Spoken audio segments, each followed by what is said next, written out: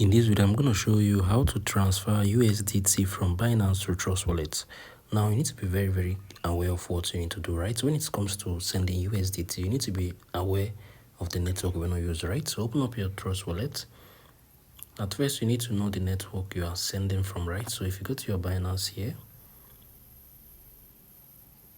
if you click on this, right? I'll wait for it to open up.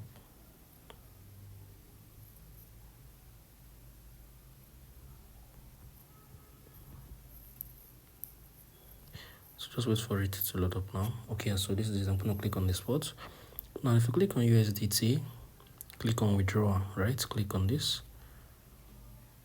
If you click on network, you can see there's a whole lot of network right here. You get there's a lot of network. So you need to select the network you want to use, right? So if you select, let me say USDT BIP20, just click on it. Open your Trust Wallet. Click on Manage Crypto. Come on here, type in USDT, right? Right now you can see there's a whole lot of USDT right here, right? So if you want to select the USDT BIP20, click on this. Click on this, right? Go back. So this is it. This is it. If you click on it, if I click on receive, I'm gonna copy my wallet address, right? So if I've copied it, open your Binance, paste it here, right?